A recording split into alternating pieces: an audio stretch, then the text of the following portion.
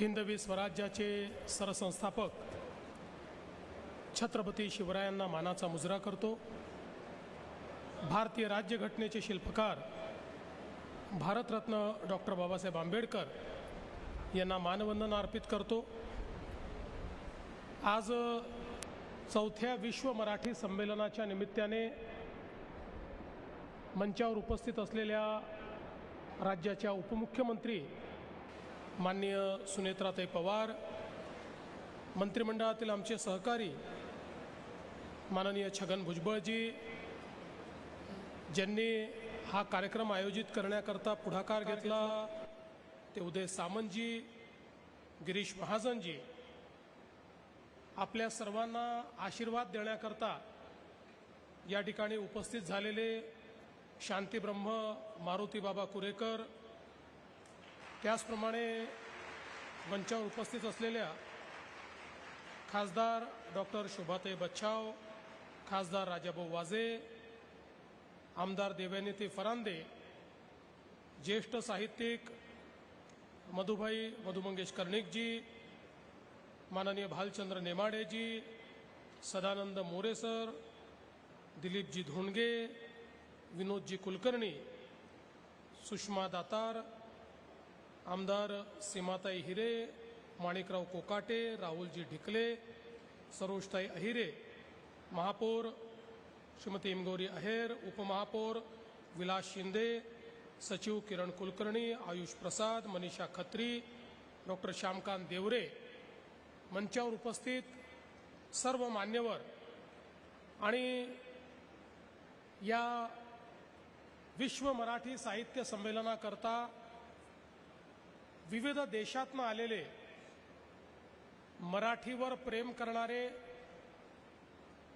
आणि कुठेही असले तरी आपली मराठी संस्कृती जोपासत त्या मराठी असण्याचा अभिमान आणि स्वाभिमान जोपासत आज त्याच प्रेमाखातर या ठिकाणी आलेले सर्व आमचे परदेशस्थ मराठी भगिनी आणि बंधुजन, नाशिकमध्ये या ठिकाणी उपस्थित असलेले सर्व मराठी भाषेवर प्रेम करणारे भगिनी आणि बंधू आणि विशेषतः आज उपस्थित झालेले आमचे सर्व वारकरी विद्यार्थी भगिनी आणि बंधूंनो, पंचवटी गंगातटी एकता आल्हाद सीतेच्या पोटी, श्रीरामासी सुखसंतुष्टी पंचवटी ऐकोनी। संत एकनाथ महाराजांच्या भावार्थ रामायणामध्ये पंचवटीचा अर्थात नाशिकचा जो काही उल्लेख आपल्याला पाहायला मिळतो, त्यात ज्या भागाने प्रभू श्रीरामांनाही सुखसंतुष्टी प्राप्त होते अशा प्रकारचा हा नाशिकचा परिसर आहे। ज्या परिसरामध्ये आपल्या सर्वांचं स्वागत करताना खरं म्हणजे खूप मला आनंद आहे। आपल्याला माहिती आहे की नाशिकमध्ये वास्तव्य केल्याने त्रिभुवनात कीर्ती प्राप्त होईल असं अगस्त्य ऋषींनी रामाला सांगितल्याचं, प्रभू श्रीरामांना सांगितल्याचं देखील ऐकिवात आहे। त्यामुळे ही भूमी एक पुण्यभूमी आहे, एक ऐतिहासिक भूमी आहे, एक पौराणिक अशा प्रकारची भूमी आहे आणि या भूमीवर हे चौथं विश्व मराठी संमेलन या ठिकाणी होतंय आणि तेही मराठी भाषा गौरव दिनाच्या निमित्ताने आज याचं उद्घाटन होत आहे। याचा मला अतिशय मनापासून आनंद आहे आणि मी या निमित्ताने जसं आत्ताच सुनेत्राताईंनी सांगितलं की भाषेचा कुंभ हा यावर्षी आहे आणि पुढच्या वर्षी आपल्याला माहिती आहे संस्कृतीचा कुंभ आहे। त्यामुळे परदेशातनं आलेल्या आमच्या समस्त मराठी जनांना पुढच्या वर्षीच्या कुंभाचं निमंत्रण हे आजच मी या ठिकाणी देतो आणि आपण जरूर त्या ठिकाणी यावं अशा प्रकारची मी आपल्याला विनंती करतो। आज खरं म्हणजे America, France, Netherland, Norway, Hungary, Nigeria, Australia, Malaysia, Sri Lanka अशा वेगवेगळ्या देशातनं आमची सर्व मंडळी या ठिकाणी आली आहेत. मी त्यांना एवढंच सांगू इच्छितो की तुमच्या देशामध्ये तुम्ही मराठीचे आणि महाराष्ट्राचे ब्रँड अँबॅसेडर आहात आणि खऱ्या अर्थानं मराठी माणूस कसा असतो हे जगाला तुमच्याकडे पाहून कळतं. आणि मी तर अनुभव घेतलाय. मी ज्यावेळेस डावोसला स्वित्झर्लंडला गेलो, आमचे मंत्री महोदय देखील, उद्योग मंत्री देखील ते आहेत, तेही गेले. ज्या प्रकारचं स्वागत आमच्या मराठी जनांनी त्या ठिकाणी केलं, अख्ख्या विश्वाला समजलं की महाराष्ट्राचा मुख्यमंत्री डावोसमध्ये आलेला आहे. ही मराठी माणसाची ताकद ही खऱ्या अर्थानं आपल्याला या ठिकाणी पाहायला मिळाली आहे. खरं तर आपल्याला ज्ञानेश्वर माऊलींनी विश्वाचाच विचार करायला शिकवलेला आहे आणि म्हणून विश्वेश्वराची संकल्पना ही घेऊनच मराठी माणूस या ठिकाणी काम करत असतो. आणि म्हणून तो कधी छोटा विचार करत नाही, तो कधी संकुचित विचार करत नाही. आपला मराठी माणूस हा नेहमी त्याच्या पराक्रमाने, त्याच्या भक्तिभावाने आपली एक वेगळी प्रतिमा ही या ठिकाणी निर्माण करत असतो. आज खरं म्हणजे मला अतिशय आनंद आहे की जे काही वेगवेगळे पुरस्कार या ठिकाणी आपण दिले आहेत ते अशा लोकांना आपण पुरस्कार दिले आहेत की ज्यामुळे मी असं म्हणेन महाराष्ट्र सरकारच्या पुरस्कारांचं महत्त्व आणि महात्म्य दोन्ही वाढलेलं आहे. अशा प्रकारचे पुरस्कार्थी आज आपल्याला या ठिकाणी लाभलेले आहेत. खरं म्हणजे आज जो विशेष पुरस्कार आपण दिलेला आहे, ज्यांना वारकरी संप्रदायाचा अर्धव्यूह म्हणून ओळखलं जातं आणि खऱ्या अर्थानं गेले 9 दशकापेक्षा जास्त काळ जे सातत्याने माऊलींची सेवा, वारकरी संप्रदायाची सेवा, वारकरी साहित्याची सेवा, कीर्तन, निरूपण या सगळ्या गोष्टीने आपल्या महाराष्ट्रातल्या आणि देशातल्या हजारो तरुणांना अध्यात्माचा गोडवा काय आहे, हरिपाठ काय आहे हे सांगतात. असे शांतीब्रह्म गुरुवर्य मारुतीबाबा कुरेकर यांचा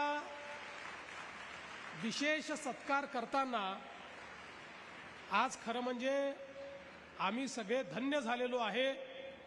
आणि मला त्यांचे आभार मानायचे आहेत की त्यांनी हा पुरस्कार या ठिकाणी स्वीकारला, कारण त्यांचं व्यक्तिमत्व हे कुठल्याही पुरस्कारापेक्षा मोठं आहे हे आपल्या सर्वांना माहिती आहे. आज साहित्यभूषण पुरस्कार ज्यांना ज्ञानपीठ पुरस्कार प्राप्त झालेला आहे आणि ज्यांनी मानवी जीवन आणि मानवी संवेदना या आपल्या साहित्यातून अतिशय सुंदर पद्धतीनं आपल्यापर्यंत त्याची सगळी गुंतागुंत ही आपल्यापर्यंत पोहोचवण्याचं काम केलेलं आहे.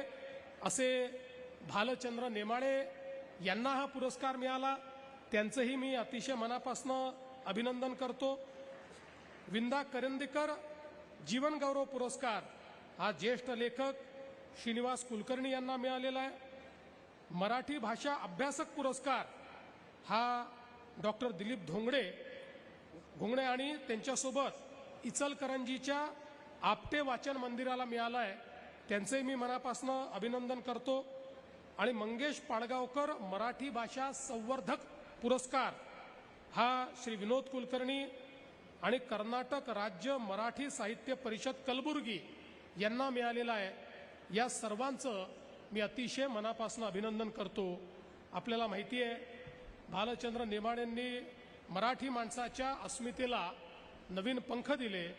श्रीनिवास कुलकर्णी यांनी संवेदनशील आणि विचारप्रधान अशा प्रकारचं लेखन केलं.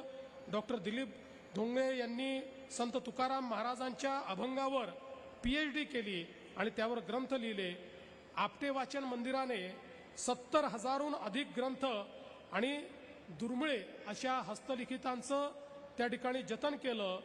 आणि विनोद कुलकर्णी यांनी मराठी अभिजात भाषा व्हावी याकरता लाखांवर पत्र लिहून घेतली.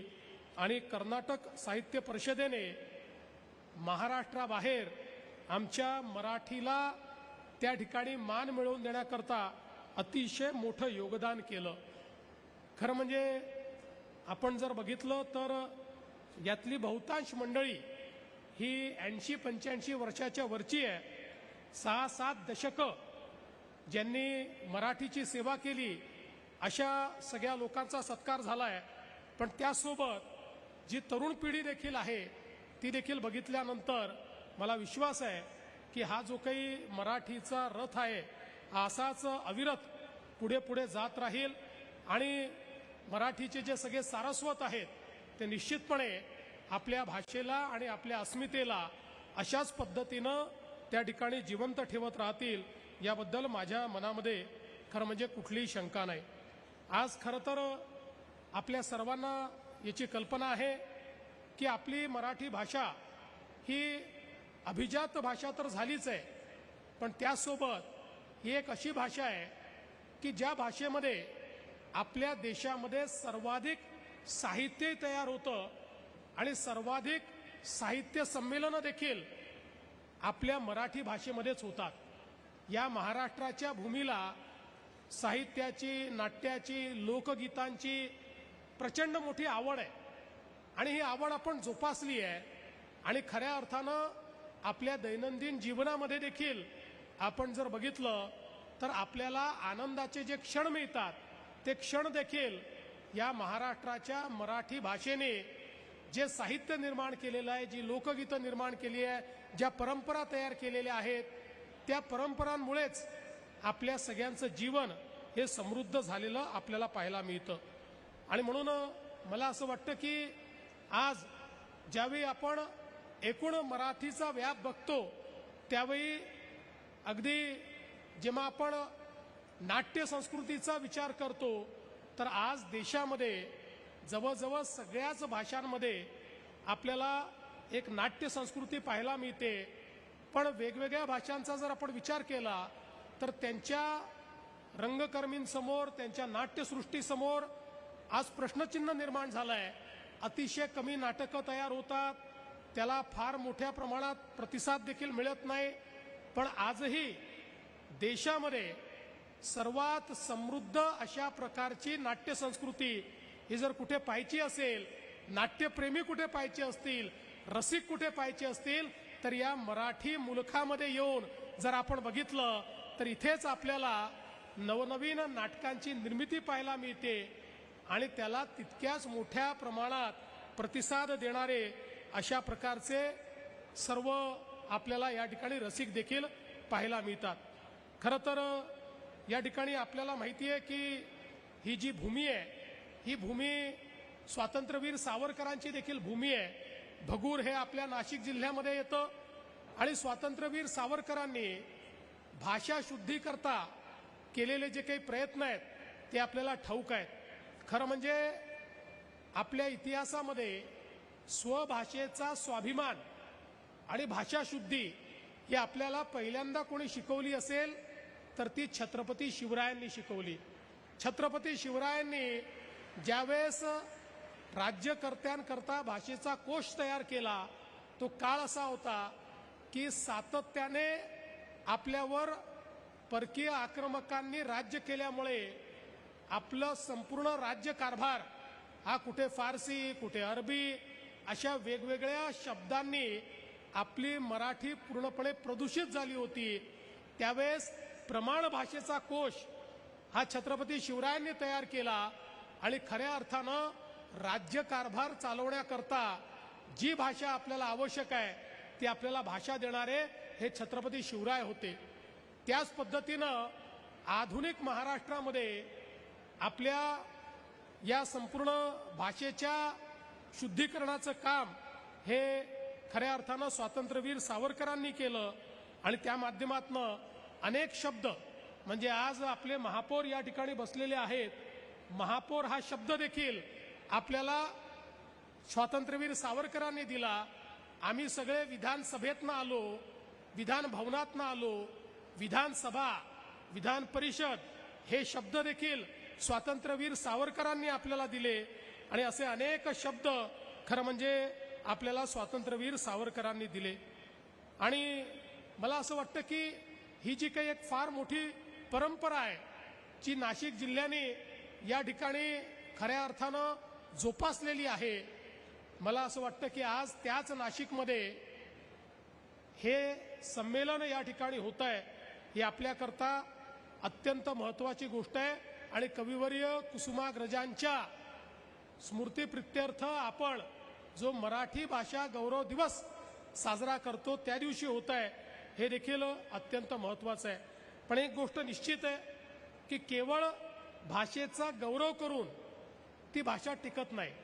आत्ताच सुनेत्रा त्यांनी सांगितलं त्याप्रमाणे आमची भाषा ही व्यवहार भाषा, आमची भाषा ही ज्ञान भाषा, आमची भाषा ही ज्यावेळी त्या ठिकाणी आम्हाला जे काही जीवनाचा चरितार्थ चालवण्याकरता ज्या गोष्टी कराव्या लागतात त्याही गोष्टींमध्ये जेव्हा आमची भाषा आम्हाला त्या ठिकाणी परिणामकारक स्वरूपात मदत करते त्यावेळी ती भाषा ही जिवंत राहते।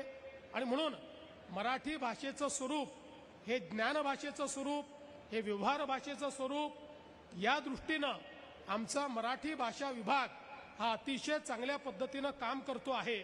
आणि आपल्याला माहिती आहे की आता ज्यावेळेस आपण कृत्रिम बुद्धिमत्तेच्या आर्टिफिशियल इंटेलिजन्सच्या जगामध्ये आहोत, या कृत्रिम बुद्धिमत्तेने आमच्यासमोर अनेक आव्हानं देखील उभी केली आहेत आणि अनेक संधी देखील उभ्या केल्या आहेत। आज आपण जर विचार केला तर या कृत्रिम बुद्धिमत्तेमुळे आमचे जे कवी आहेत त्यांच्यासमोर असा प्रश्न आता निर्माण झालेला आहे की एखाद्याला कविता येतही नसली आणि त्याने चॅट जीपीटीमध्ये जाऊन या विषयावर कविता करून द्या असा प्रॉम्प्ट दिला की त्याच्यावर कविता तयार होऊन त्या ठिकाणी मिळते। किंवा एखाद्याने त्या ठिकाणी मला या विषयावर एक लेख लिहून द्या असा नुसता प्रॉम्प्ट दिला तरी तो लेख त्या ठिकाणी लिहून मिळतो। त्यामुळे अशा पद्धतीच्या काही मला असं वाटतं आव्हानं आपल्या समोर आहेत। पण हे किती आव्हानं असले तरी देखील हे अभिजात साहित्याला कधीच आव्हान मिळू शकत नाही।